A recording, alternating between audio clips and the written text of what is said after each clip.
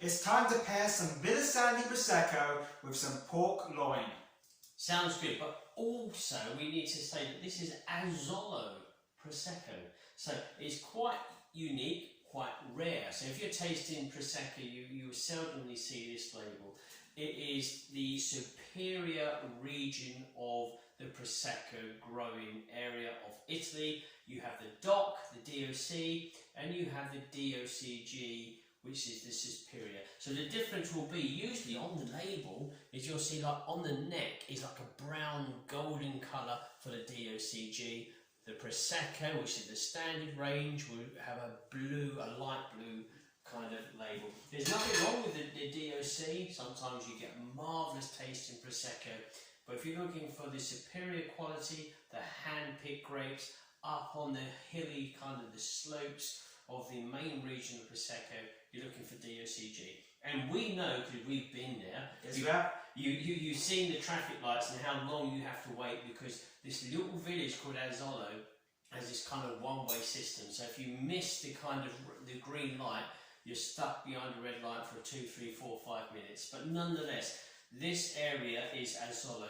It's quite unique in the flavour and the style. You really embrace the terroir with the Asolo sparkling wine. And what better Prosecco house than Vill Sandi to showcase this? So I'm going to pop this open.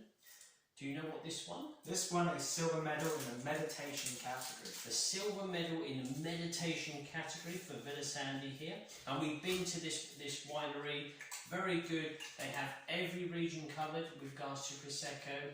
They welcome both the industry for visiting their vineyard and visiting the winery and the cellars, but they also are open to consumers if you book as well. So just a case of a 45-minute drive up from Venice if you're going over to the airport there, and you'll see Vill Sandi.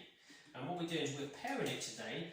I thought this was a good pairing. You asked me and I suggested Prosecco, and I suggested the Asolo to go with the pork loin. The pork loin. We put jacket potato and a nice corn on the cob to go with it, and a touch of homemade apple sauce. So literally sliced apples without the skin, a couple of tablespoons of sugar, some water in the pan, and kind of simmer that down so it's a thick paste. So let's pop this open because Oliver's waiting. Vill Sandi is also big on sustainability as well. They won the trophy, the sustainability trophy in 2020. Yeah, they did. In partnership with Slow Food. Slow Food, yes, they did do that. So they're very proud of that as well. So if you go to their vineyards, you'll see the likes of like insect towers. So they're looking to protect the environment. They're looking to give back to nature what nature gives to them. So Asolo Prosecco here. This is their Brut. So it's called the superior level because it's a higher quality production. And here's the bottle here. Always a lovely bottle with the Vill Sandi. Their own unique bottle as well. Unique bottle. They've got the kind of embossed branding on the front, but it's what's inside counts. So let's go for the what's inside part. So I've got golden yellow fruits, stone fruits, apricot, I've got peach, I've got yellow apple, I've got yellow blossom on the nose. Lovely, ripe and fresh, inviting. Lovely, ripe and fresh, definitely inviting. Let's go for the flavours. Very well chilled over this one. And I've got, the experts, I'm not saying that I'm an expert, but the experts can certainly tell when you're tasting the Asolo. You kind of get a touch of the terroir. You get this kind of, I get a chalky, touch of chalkiness sensation, a creamy, silky, chalky sensation, along with the kind of peach, along with the apricot, the green pear, the yellow apple expression. It's refined, it's delicate, it's classic and it's elegant. And what did this win again? Meditation. Meditation. So there we go. The kind of wine to sit back and relax with.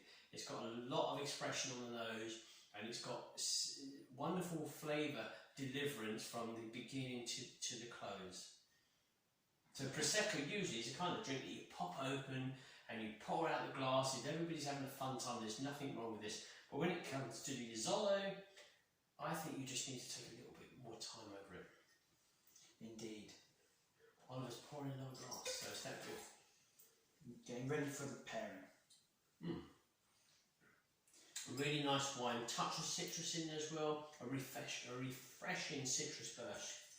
So we're going to try the pork loin on its own first, and then with the apple sort of sauce. Apple sauce, yeah.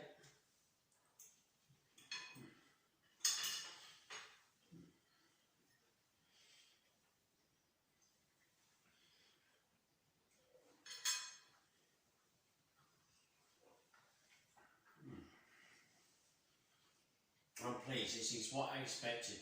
The pork meat, it was pan fried initially, we've done that downstairs, pan fried, then it went into the oven, so it had a good half an hour baking in the oven. It is not too greasy, it's good quality flavours, but then this matches very well, so the white meat with the kind of Prosecco matches very well. There's a nice delicate battle between savoury flavours from the pork and also the kind of fruitiness from the Asolo.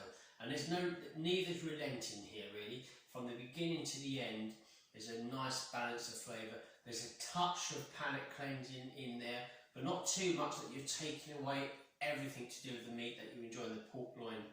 It's a wonderful combination. Yes, lovely savoury characters from the pork loin, but the sparkling wine comes in and adds that sort of ripe, sweet, fruity sensation. Definitely, you get that ripeness and you get the sweetness. I think if you put something more acidic, such if you more dry style wine, so maybe a champagne, I think that would be overbearing on this pairing. I think it needs that kind of quality level Prosecco for me with this white meat to showcase both the wine and the meat. So we're going to try the meat with the apple sauce, so homemade apple sauce.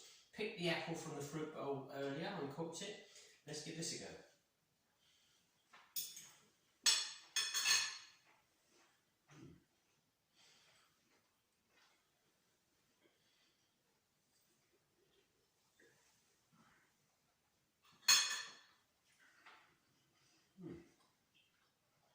Just as good.